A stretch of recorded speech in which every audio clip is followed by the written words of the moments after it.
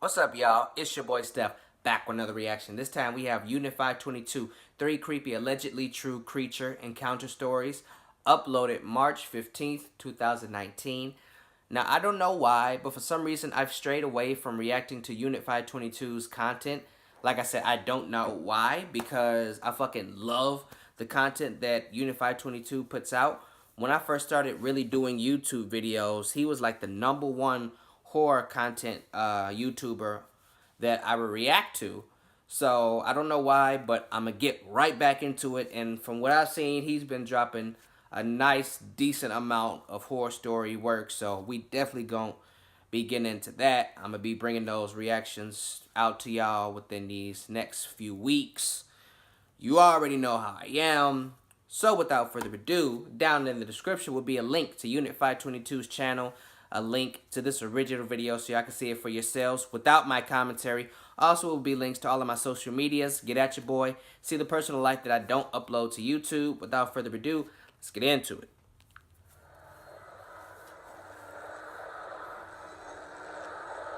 Yeah, I'm gonna definitely be getting these reactions out to y'all. Don't even trip, I got you.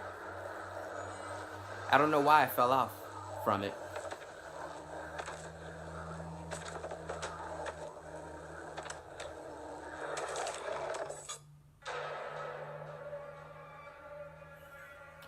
I'm glad that didn't jump scare me. That's the first time I've seen him do that in his intro. I used to consider myself a pretty intelligent guy. As a teenager, you reach a point where you think you know enough about the world that you'll be able to navigate the perils of life easily, if only you could be given the chance. I don't feel that way anymore. I live in a very isolated area. Our property used to be a small part of a very large country club and golf course, which now sits abandoned. I'm used to being isolated because the view from any window in my house only showcases wide open fields, hills, and clusters of trees. Nope. I became used to taking my dog out all hours of the night without a leash, and just letting him run all over and bark his head off. I was never worried about bothering anyone, and even less worried about encountering anyone. One evening, I was sitting in my living room at about 3 a.m. I had just finished watching a movie, and I was in that frame of mind where I was ready to head upstairs and go to bed. But I was too comfortable to move, so I just sat there scrolling through my phone absent-mindedly. The glow from my phone was the only light in the room, and I was only a few steps away from the back door, which was hardly ever locked. Why? From the garage, I heard my dog start making noise. He gave a few deep, threatening barks. And then I heard him scratching at the carport door. For a few moments, I just ignored him, figuring that he caught the scent of a deer or something, and it would wander off. But the barking only intensified. Annoyed that he would wake up the whole house if he kept at it, I stood up and walked towards the garage door. The barking and scratching continued as I slid on my shoes and stepped into the garage. I flicked on the light. My dog was there, standing on his makeshift bed, but he wasn't anywhere near the carport door where the scratching noises were coming from. I paused, picked up a tennis ball, and tossed it at the door, figuring that it would scare off whatever animal was on the other side. The tennis ball bounced softly off the surface and rolled into the corner, and then the scratching stopped. But my mind still wasn't put at ease. For starters, my dog hadn't instinctively bolted after the ball like he usually does, but instead he stood exactly where he was, still barking at the unseen thing. The second reason I didn't feel better was because the scratching sound didn't come to an abrupt, interrupted halt. It sort of slowed down, became softer, and then stopped.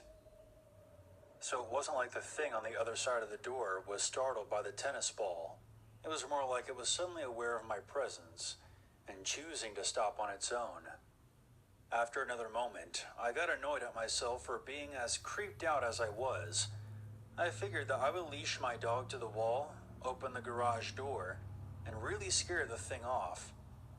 I attached my dog to his leash, sat on the steps, and hit the button. The carport door started to rumble as it began to raise itself slowly, and the light from the inside illuminated the driveway. I was expecting to see something small dart off quickly, But one thing I definitely wasn't expecting to see was the outline of two human-like legs forming in the darkness as the door continued to rumble open. The legs didn't move at all in response. In fact, they remained as still as a marble statue. As the door kept rising, I saw the torso and the arms start to take shape. I honestly don't know how to describe them other than pale and rough. I didn't see any clothing, just an outline of a body. Close the door, The man. first thing that popped into my mind was that creature with its eyes on its hands from Pan's Labyrinth.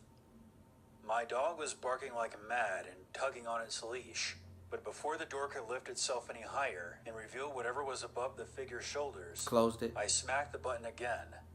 The door paused and then slowly began to lower itself again. My man. I stood frozen, not taking my eyes off the thing before the door slowly set itself down on the concrete. I immediately grabbed a hatchet off of the shelf, took my dog, locked the garage door, and went inside. 1,000 questions were assaulting me at once. The most prominent being what the hell that thing was out there. Was I in danger? And was I going crazy? No. I had just about made up my mind that it was some kind of trespasser playing a sick joke when I witnessed something that shot that theory down. When I got to the back door to lock it, I saw something tearing across the backyard on two legs, faster than I expect any human would dare to run in the dark. When it reached the low fence that surrounded our pool, it leapt forward into a dive, landed on its arms, and then continued to bound out into the darkness on all fours. What the fuck? The next morning, I couldn't bring myself to tell the rest of my family. Why? I knew how it would sound, and I knew that none of them would ever believe me. Who cares? I examined the scratch marks on the door and the footprints in the grass. I'm telling everybody. Nothing about them was so unusual that they would help to validate my account in any way. I don't know what to think anymore. I used to consider myself an intelligent person, but now I'm terrified of something I can't explain. I don't feel safe in my own home anymore. What if that thing comes back? Maybe you should move. I'm telling everybody, fuck that. There is something in the woods behind my house. My sister was the first to see it months ago, stating that she saw it watching her from the tree line. But I blew it off as nothing. I imagine that most people would. There's not much to do out there. We can't get wireless internet or cell phone signal. Oh, nah. So we mostly spend our time in town. Hell no. A few weeks after she reported seeing this thing in our backyard, we were returning home from a night out. I need my phone. The garage door wasn't working, and we didn't feel like lifting the door manually. So we parked the car in the driveway and began walking up the path to the front door. And we both heard a noise. It was a deep, clear whooping cry. It didn't seem to be coming from the immediate area. Don't do that to But me. it was still far too close for my liking. Don't do that to me. What the hell was that? My sister asked. In Right, confused that's what I want to astonishment. know. I had no idea. But I was too tired to give it much Oh, thought. shit. I quickly unlocked the front door to let us in. Once inside, it was easy just to dismiss it as nothing. I What? turned on the TV and air conditioning. Don't start By the bullshit. time we went to bed, I had completely forgotten about it. Shit. Maybe a week later, we were sitting around the back of our house at basement level under our deck. It was about 10 at night. There was barely any lights on in the house, and we were talking and smoking cigarettes. Had either of us remembered that noise we heard, we may have decided to smoke inside. From the distance, we heard the cry once more. I'm gonna stop it right here and tell y'all something. This is why I fuck with Unit 522 so heavy. Him and Mr. Nightmare are fucking experts at putting sound effects in the stories that they're narrating just to enhance the scare factor. Like, that caught me completely off guard. Like, Unit 522 don't get enough recognition. He should be getting the views, the subscribers, and the love that Mr. Nightmare be getting. Dude is stupid talented. And this time, I could definitely sense emotion to it. It sounded alarmed. My sister and I immediately went silent and then stood up. Which direction is that coming from? Shit, I don't I know. asked. My sister put out her smoke and took a few steps forward. We then heard a shuffle of movement a few yards away in the trees. The shuffling turned into a loud snap, and we both booked it back inside. Hell yeah. We locked the doors and turned off all the lights, and for a few minutes we tried to peer outside to catch a glimpse of what may have been watching us from the woods. But we didn't see anything. Stalking. This time it was much harder to dismiss. The following Wednesday after the incident, I was home by myself. I remember the day of the week because my sister was at the gym. It was just starting to get dark when I went out and sat down under the deck again for a smoke. Because there was still daylight in the sky, my nerves were calm. I wasn't worried about seeing or hearing anything. Yeah, alright. So far, we had only heard those weird cries late at night. That's all I need to I hear. had mentioned to my sister that we should put some motion sensor lights back there, but we both knew that we wouldn't follow through on that. Or some cameras. I was just sitting there in the silence, looking at the trees as I smoked, and thinking about what was in the fridge. And that's when my eyes caught something. And before I knew what I was looking at, my body tensed up. There was a short figure crouched in the trees, peering out at me. I could just make it out through the shadows as it leaned forward through the trees. I didn't take my eyes off of it, and I was careful to only make slight movements, as to not reveal to the thing that I saw it. I watched it shift its weight and turn its head slightly. And that's when I saw the faint glow of two glassy yellow eyes beneath its hair. I'm not sure how long I stared at it, maybe 2 minutes or so, but my cigarette burnt out, and when I set it down, the creature vanished back behind the tree. I then heard a very faint rustling of the leaves. The rustling was so soft, I wouldn't have paid any attention to it otherwise. I stood up and tried to find it again, but I couldn't. After another moment, I heard something cry out in the darkness. I wasn't surprised by it this time. It was almost like I was expecting it.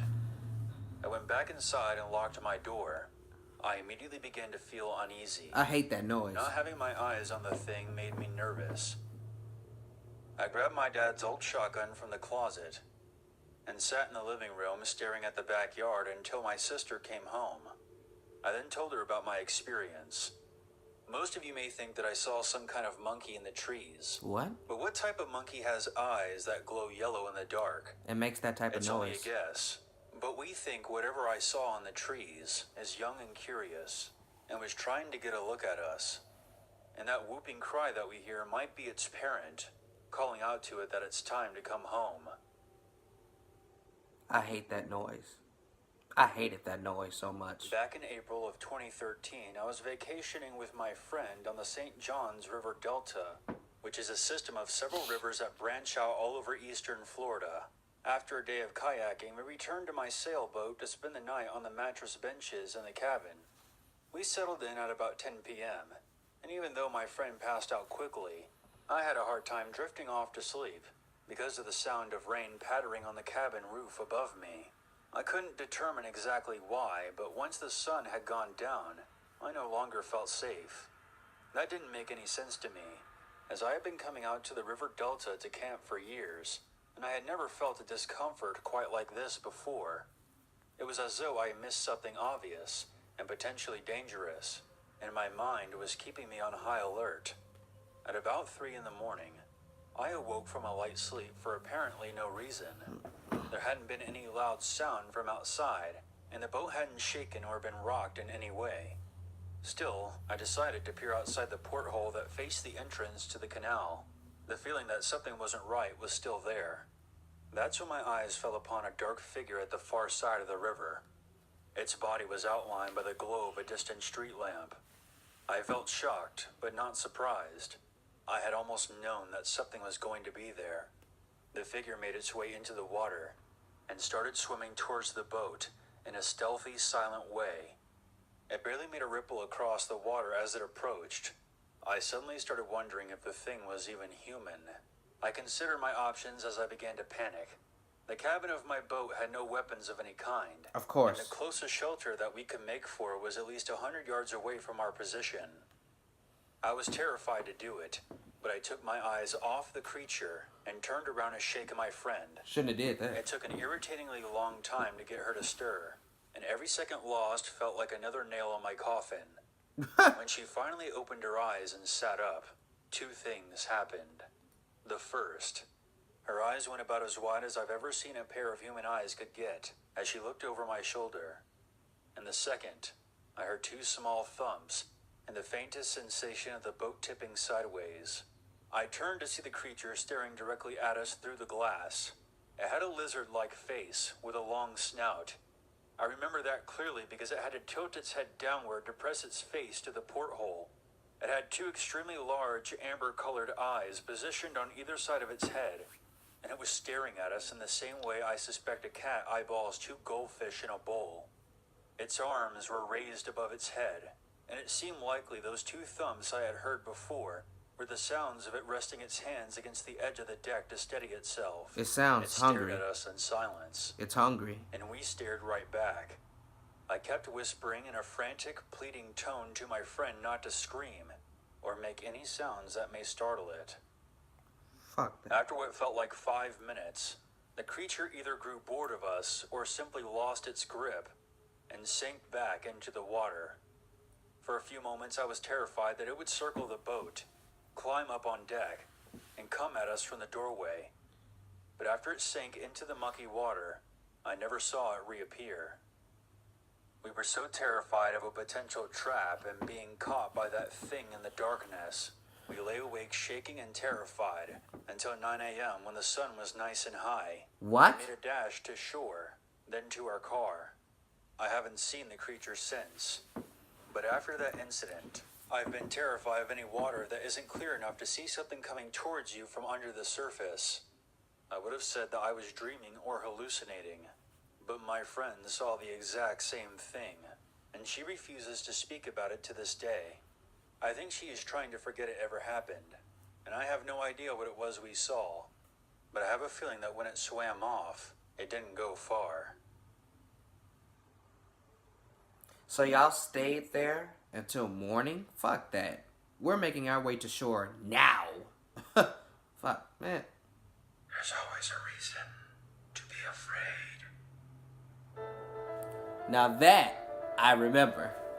That's why that didn't get me. But no, how the fuck? What? Y'all stayed there on that boat, ship, whatever y'all were on, until the morning time with that thing still lingering in the water? Nah. It could have launched a sneak attack on y'all, and y'all wouldn't have been prepared. No weapons. You were only 100 yards away from civilization. Bullshit. Y'all was this close to weapons and safety, yet you decided to stay out there in the water. Had something happened to y'all, you would have deserved it. Fuck you mean you just gonna sit there overnight? Nah, bruh. You got it fucked up. The story that got me the most was definitely the second story. How much detail there was in those fucking noises that creature was making. My God, I hated those noises. It's not even that they jump scared me that makes me not like them. It's just how it sounds, period. Like, I hated that noise. I don't know what it is about it. Maybe y'all can understand. There was just something about it. Like I said, it's not the fact that it scared me that made me not like it. It's just something about the vocalization. It just, I don't know. It rubbed me the wrong way. Fuck that. Nah, I'm good. But yeah, people in the last story were bullshitting. 100%. I ain't staying nowhere where I just had a scary or bad encounter with some unknown creature. We're gone immediately. Which story did you guys like the most? Which one was the scariest to you? What did you think of my reaction? Leave your comments, opinions, and suggestions down below in the comment section. That is it for this video, y'all. If you like my reaction, like the video, comment on the video, and share the video. And if you really liked it, subscribe to my channel. It really helps me out a lot. And tap that bell icon so you will get notified every time I drop new content, which I do on a weekly basis. That is all I got for y'all this time around. Your boy Steph is out.